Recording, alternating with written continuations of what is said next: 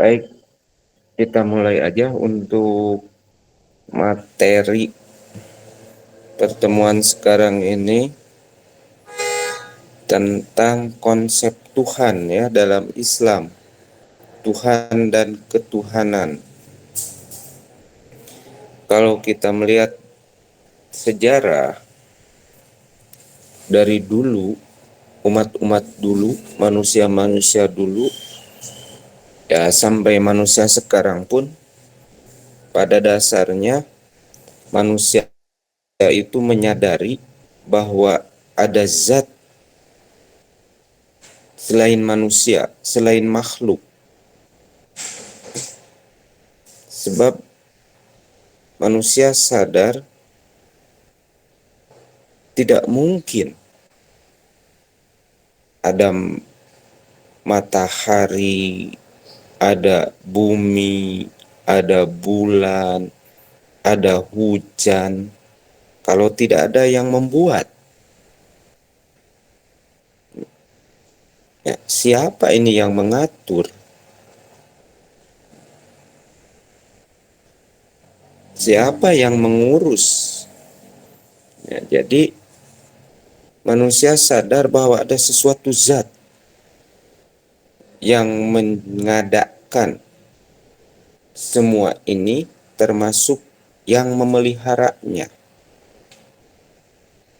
Sebab tidak mungkin sesuatu ada begitu saja. Nah, ilmuwan-ilmuwan dulu pun mengakui itu.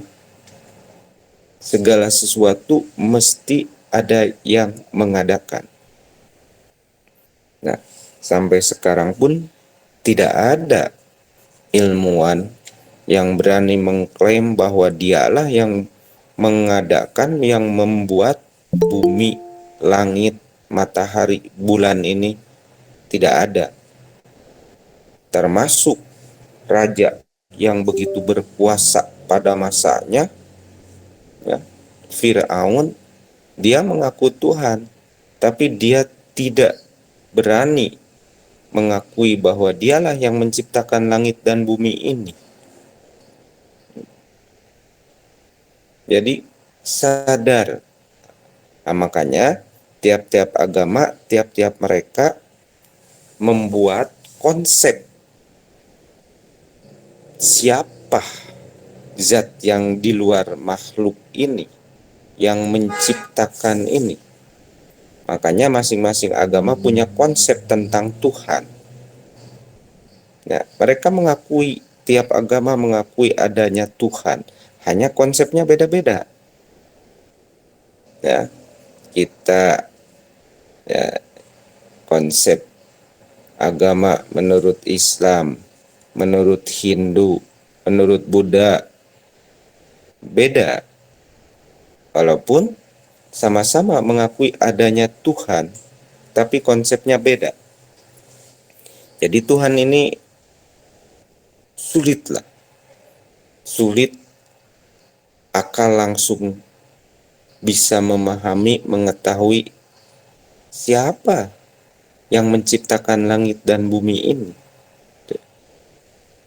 Ya, mereka yakin adanya zat, adanya Tuhan.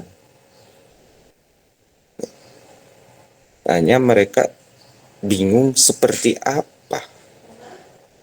Ya, kita lihat aja. Ya, apa yang disampaikan di dalam Al-Quran. Bagaimana Nabi Ibrahim mencari Tuhan. Ya, Tuhan ini mesti, ya sekali lagi, kita manusia sadar, Ibrahim sadar, ada yang menciptakan, ada yang harus disembah. Tapi ketika orang tuanya, bapaknya melihat menyembah patung berhala, Ibrahim merasa nggak masuk akal. Kok zat-zat yang diem gitu, kok disembah? Patung berhala yang nggak bisa bergerak, kok disembah? Makanya Ibrahim mencari Tuhan. Ketika ada bulan, oh ini Tuhan. Tuhan mesti di atas, lebih tinggi daripada manusia. Nah, ini bulan di atas. Wah, berarti ini Tuhan. Ibrahim sembah itu bulan. Tapi ketika bulan terbenam, Ibrahim mengatakan nggak mungkin Tuhan terbenam. Nggak mungkin Tuhan hilang. Bukan, bulan bukan Tuhan. Ah, ketika besoknya pagi-pagi muncul matahari, nah ini Tuhan, ini lebih besar dari yang semalam, lebih besar dari bulan, lebih bercahaya, lebih jelas. Ini Tuhan. Ibrahim sepanjang siang itu menyembah, menuhankan matahari. Tapi ketika matahari terbenam sorenya, Ibrahim pun mengatakan, la, ini bukan Tuhan. Tuhan tidak mungkin terbenam. Tuhan tidak mungkin digantikan. Hah? Jadi itulah, dari dulu manusia itu sadar adanya Tuhan, ya, termasuk Ibrahim mencari-cari Tuhan itu. Walaupun dari kisah Ibrahim kita terkesan, Ibrahim menganggap bahwa Tuhan itu harusnya berkuasa, tidak tergantikan. Nah, makanya di dalam Islam, konsep Tuhan ini disebut Allah. Ya, Allah yang maha tinggi, yang nyata, dan esa. Pencipta yang maha kuat, ya, maha tahu, yang abadi, penentu takdir, dan hakim bagi semesta alam. Jadi Tuhan ini mesti yang maha kuat. Kalau ada yang bisa mengalahkan, bukan Tuhan. Tuhan ini maha tahu. Tuhan tidak bisa dibohongi. Kalau yang bisa dibohongi, itu bukan Tuhan. Tuhan penentu takdir. Yang menentukan si ini jadi ini, si ini jadi ini, itu ini, Tuhan. Ya. Tuhan hakim bagi semesta alam. Tuhanlah yang mengatur alam semesta ini.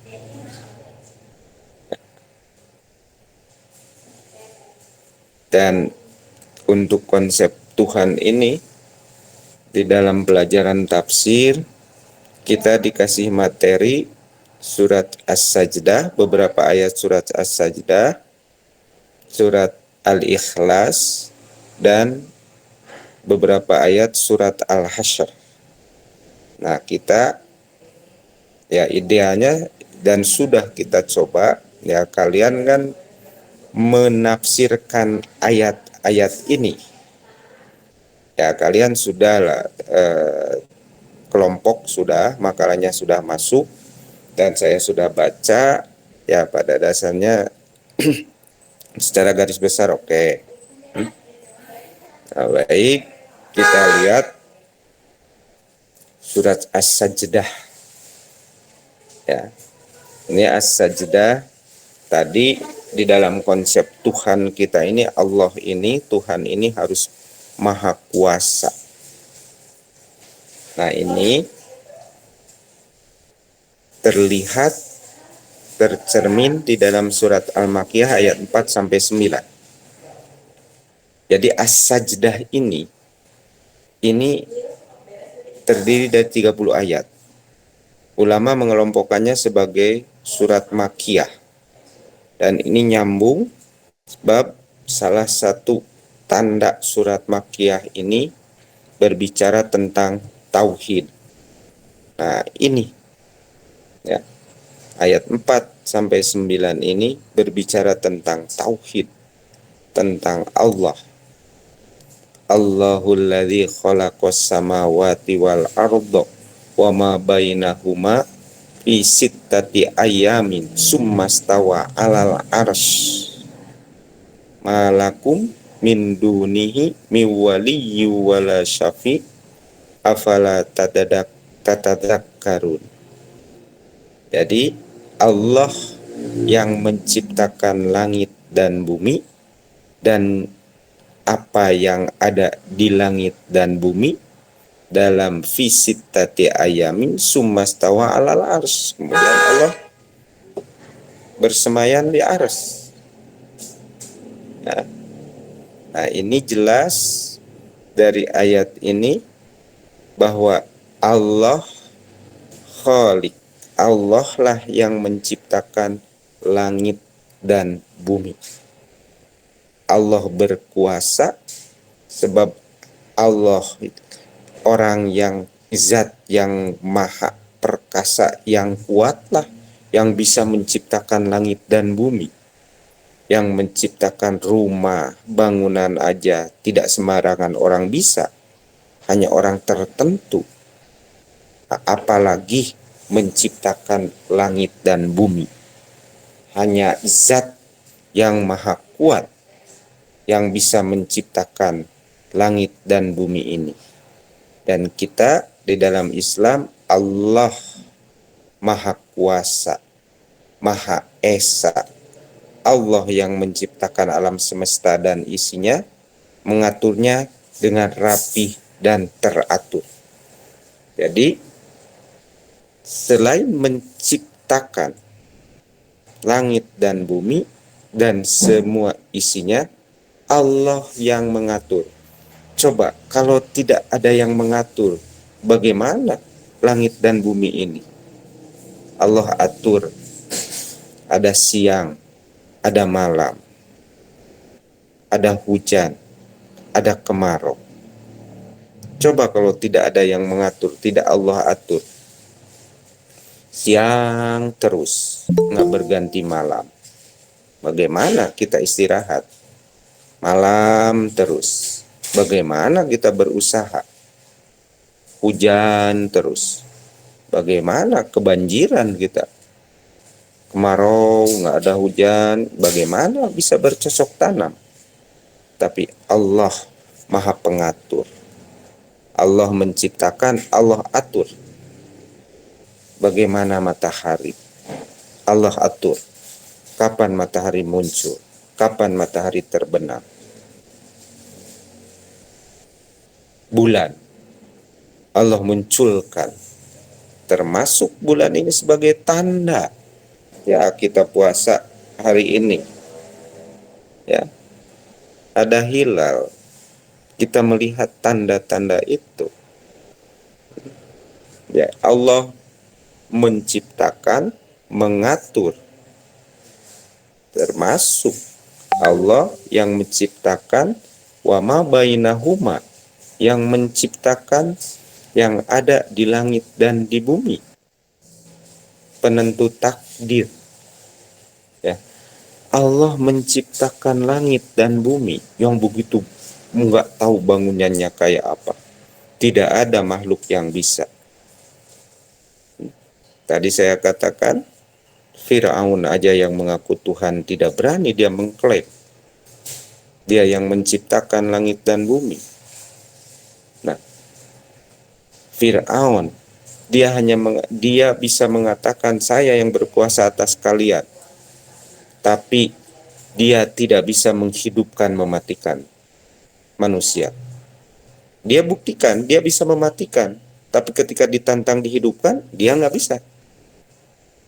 Allah lah yang bisa menghidupkan dan mematikan.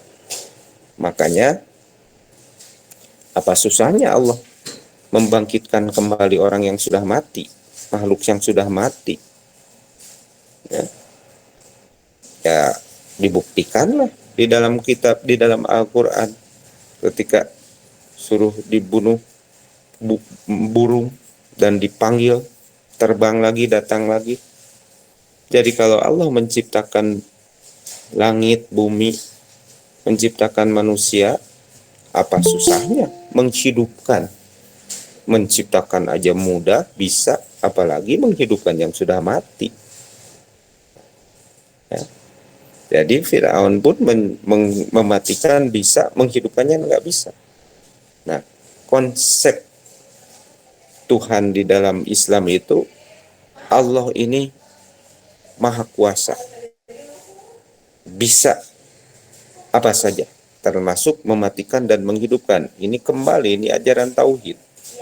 Jadi kan banyak orang ragu bahwa manusia akan dibangkitkan kembali. Ya, apa susahnya bagi Allah yang Maha Kuasa?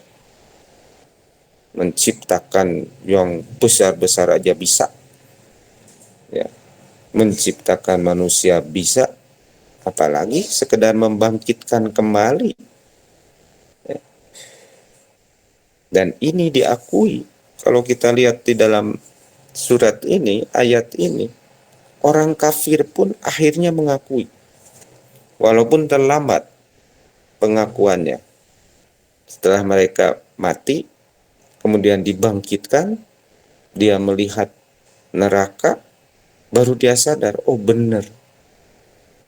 Sehingga dia memohon kepada Tuhan, kepada Allah. Ya Tuhan, kami sudah melihat, kami mendengar. Ya jadi, nah ini juga sebetulnya ini hikmah. Kalau kalian munasabah lihat bahasa, kenapa melihat dulu, tidak mendengar dulu? Padahal realitanya di dunia kan dia mendengar. Hanya karena belum melihat, dia belum percaya. Orang itu walaupun sudah mendengar, tapi kalau belum melihat dengan sendiri, dia nggak percaya. Makanya dalam Al-Quran, orang-orang musyrik setelah mati dibangkitkan kembali, dia melihat neraka, baru dia percaya. Padahal di dunia dia sudah dengar. Nah, setelah melihat, dia mengatakan, ya Tuhan, kami telah melihat dan mendengar, maka kembalikanlah kami ke dunia agar kami bisa beramal soleh. Ya, akhirnya mereka mengakui. Jadi Allah bisa membangkitkan. Allah Maha Kuasa. Jadi sekali lagi, konsep Tuhan di dalam Islam itu Allah yang Maha Kuasa. Segalanya diatur oleh Allah.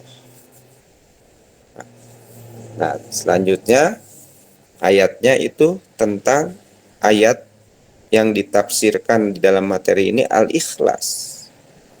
Al-Ikhlas ini berbicara tentang zat Allah. Qul huwallahu ahad. Allahus somad.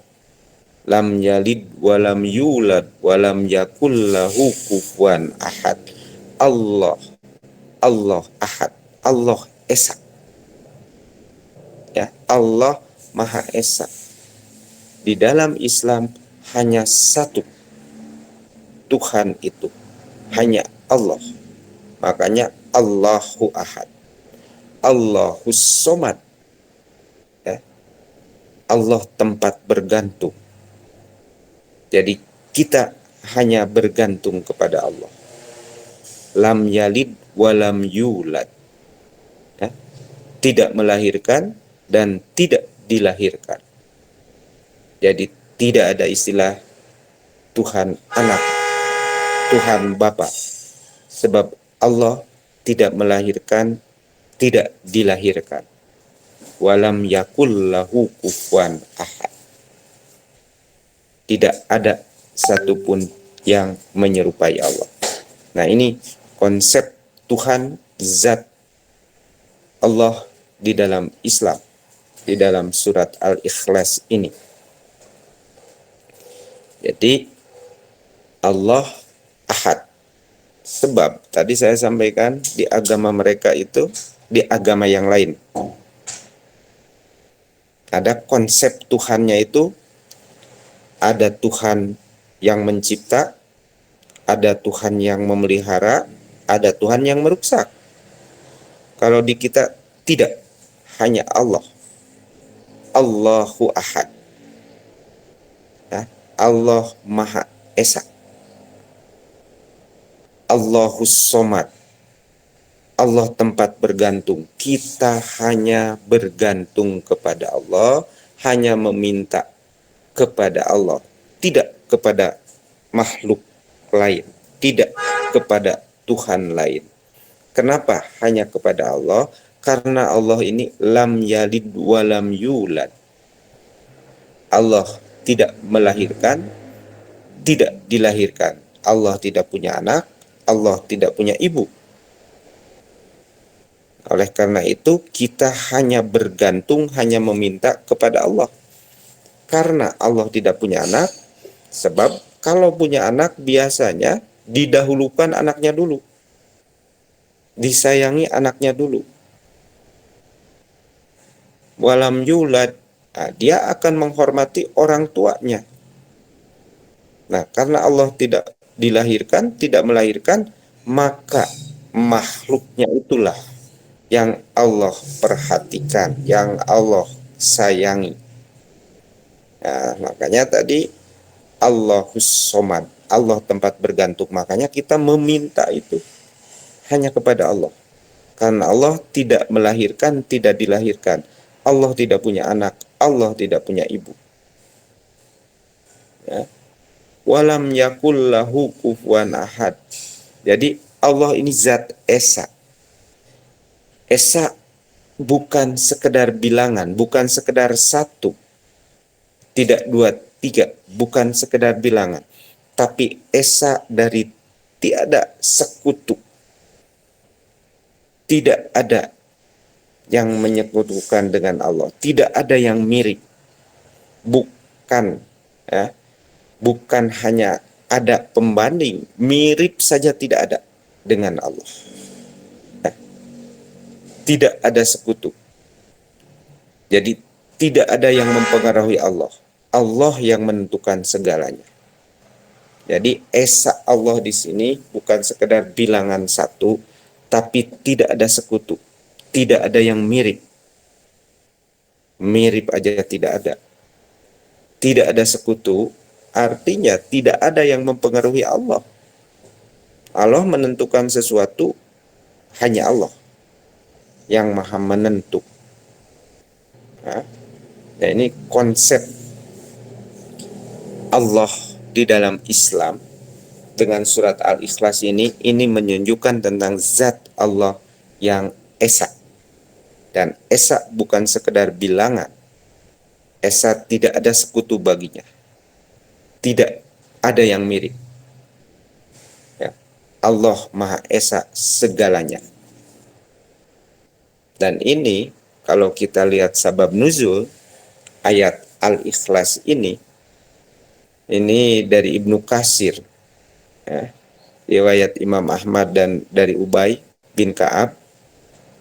Jadi sabab nuzul ayat ini berkaitan adanya pertanyaan.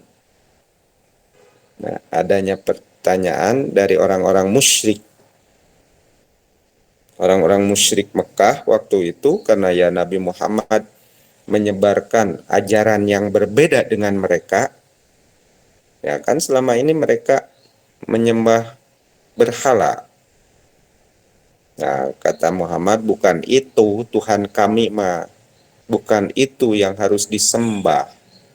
Nah, mereka kemudian bertanya kepada Nabi, Muhammad, coba gambarkan kepada kami tentang Tuhanmu. Seperti apa Tuhanmu itu? Ya. Jadi sabab nuzul Al-Ikhlas ini adanya pertanyaan dari kaum musyrik Mekah waktu itu, karena mereka menyembah tidak ke Allah tapi menyembah para berhala. Makanya mereka datang kepada Nabi, Muhammad, gambarkan kepada kami tentang Tuhanmu itu. Mana, bagaimana? Maka turunlah surat Al-Ikhlas ini. Qul huwallahu ahad. Katakan oleh Muhammad bahwa Allah itu Esa. Allahus Somad. Allah tempat bergantung. Lam yalid walam yulad. Allah tidak melahirkan, Allah tidak dilahirkan. Walam yakullahu kufuwan ahad. Dan tidak ada sesuatu pun yang mirip menyerupai Allah.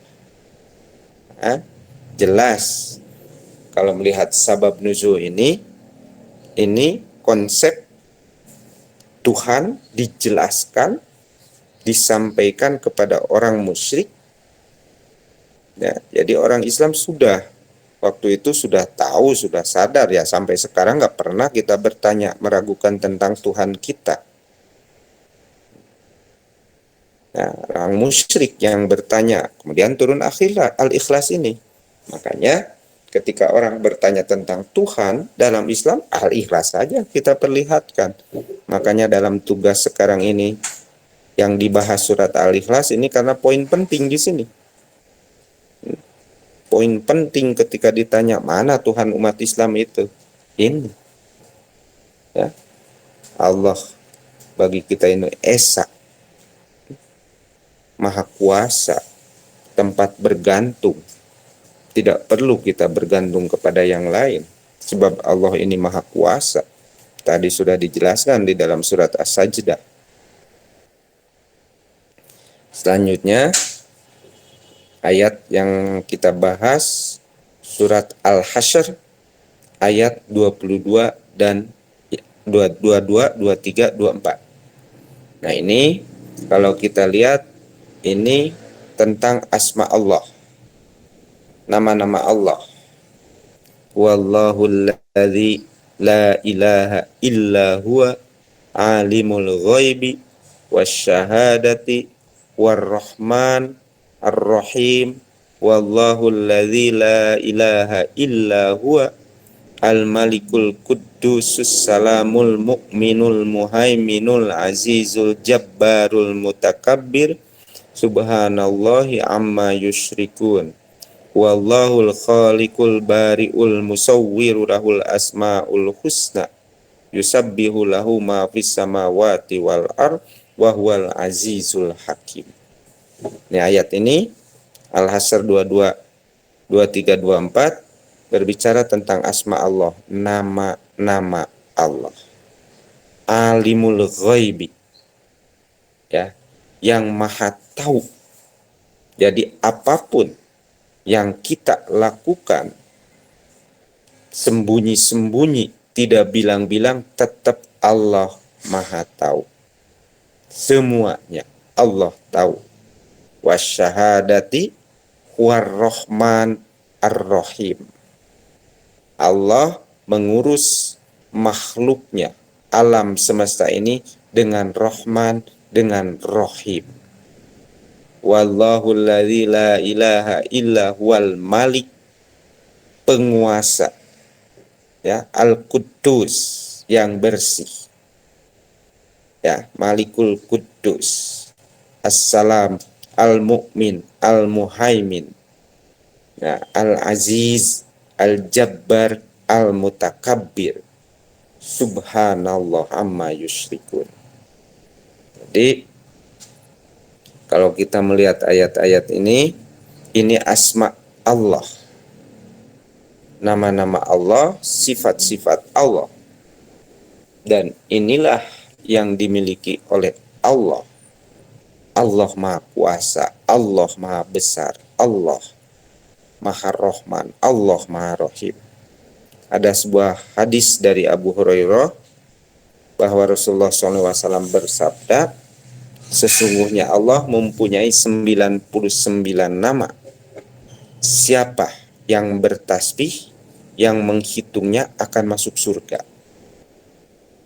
Ya, sebab nama-nama itu semuanya menunjukkan kekuasaan Allah, ya, berbagai sifat dan apa yang Allah lakukan dalam menciptakan alam serta memeliharanya dan mengaturnya. Tadi Ar-Rahman Ar-Rahim, mengaturnya Allah itu tidak dengan emosi, tidak dengan dibeda-bedakan.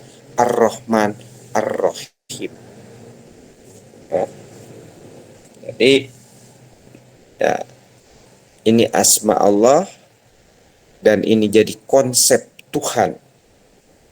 Konsep Tuhan di dalam Islam, kalau kita lihat, ya, bandingkan di dalam agama Hindu itu kan ada Brahmana, ada Wisnu, ada Siwa. Itu kan ada perusak di situ. Brahmana pencipta, Wisnu pemelihara, Siwa perusak. Tapi kalau kita lihat di dalam Ar-Rahman tidak ada Allah perusak di sini. asma Allah. Justru Khalik yang menciptakan, yang memelihara, Al-Muhaimin, Al-Aziz, Al-Jabbar, tapi Ar-Rahman, Ar-Rahim. Tuh.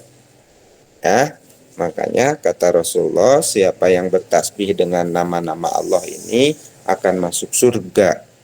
Artinya secara logika daripada kita ngomong yang enggak, ya sudah, ingat kepada Allah, apalagi di bulan puasa ini. Ya, harus perbanyak tasbih memuji Allah. Ya, sebab itu akan menjauhkan kita dari maksiat, menambah kita pahala. Ya. Jadi itu konsep Tuhan di dalam Islam itu, Allah, Tuhan kita ini Maha Kuasa, Maha Esa. Sebab kalau kita sudah kuat tauhidnya, keyakinan Tuhan Esa, itu penting itu dalam agama itu. Sebab kalau Tuhan sudah Esa, maka kita bergerak meminta tidak akan kemana-mana. Kita berharap pasti kepada Allah. Makanya di dalam agama itu konsep tauhid ini yang kuat, yang harus kuat. Konsep tauhid ini yang harus kuat. Sebab dengan konsep tauhid kuat, jadi apapun dia akan benar. Jadi orang berhasil, dia akan benar. Jadi orang gagal, dia akan benar. Dia duduk di atas akan benar, dia duduk di bawah pun akan benar. Makanya konsep Tuhan di dalam Islam itu jelas. Ya, tadi rujukannya As-Sajdah, Al-Ikhlas, Al-Hasyr. Walaupun ini baru sebagian, bukan berarti ini saja tentang konsep Tuhan di dalam Islam. Ya, karena kita terbatas hanya beberapa ayat yang kita coba tafsirkan. Masih banyak ayat-ayat lain ya tentang tauhid, tentang konsep Tuhan ini. Jadi kita hanya membahas kekuasaan Allah, ya, zat Allah, asma Allah. Kekuasaan untuk membuktikan bahwa ada yang lebih berkuasa daripada makhluk. Zat Allah Maha Esa untuk meyakinkan bahwa yang kita minta segalanya hanya kepada yang Maha Esa. Dan karena Maha Esa tidak ada sekutu, tidak ada saingan. Allah lah yang menentukan asma Allah agar tahu sifat-sifat Allah itu Ar-Rahman, Ar-Rahim, Al-Muhaimin, Al-Aziz, Al-Jabbar. Oke? Itu untuk materi hari ini. Supaya tidak lupa untuk minggu depan, Kamis depan, karena kita sudah adaptasi lah, kita sudah biasa berpuasa. Nah, pertemuan depan itu berarti puasa ke-8 bagi yang hari ini puasanya. Kalau yang hari puasanya kemarin atau besok mah beda lagi. Ya. Jadi minggu depan kita offline, kuliah seperti biasa di kelas. Ya. Itu Baik, Pak. Kalau tidak ada pertanyaan, saya selesai. Tapi kalau ada, silakan. Sepertinya tidak ada, Pak. Jadi mau teruskan tadarus ya. Itu husnudon ya. Jadi nggak menyebut saya kalian mau tidur lagi. Mau tadarus. Terus, oh ya, ini yang hadir di absen ya. Dibuat absennya. Baik, Pak. Baik, terima kasih. Assalamualaikum warahmatullahi wabarakatuh.